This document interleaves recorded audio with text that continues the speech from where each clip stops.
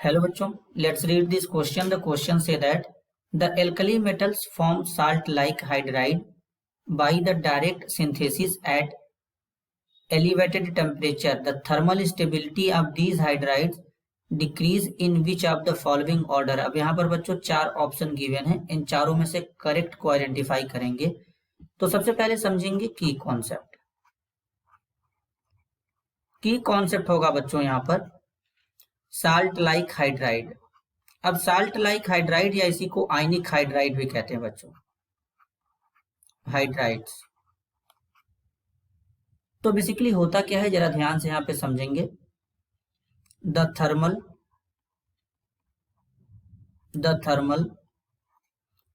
stability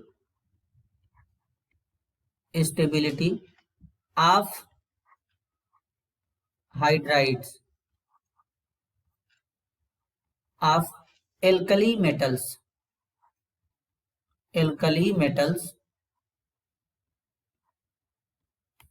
decrease down the group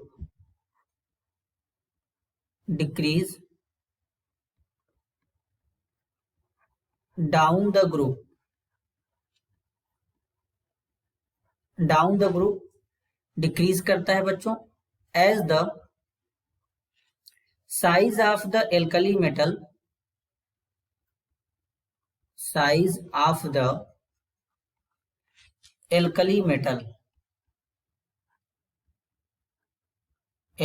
metals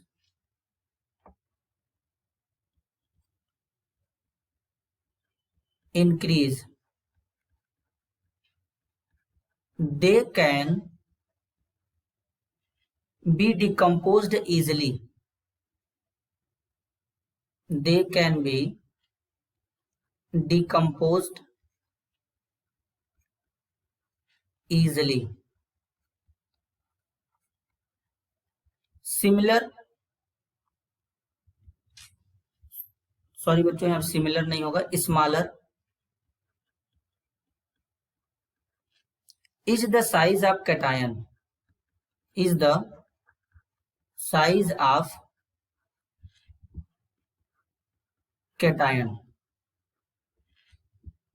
larger is the size of anion,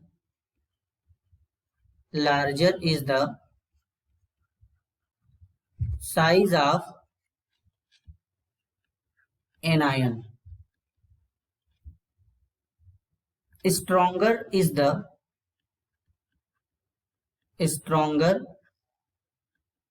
the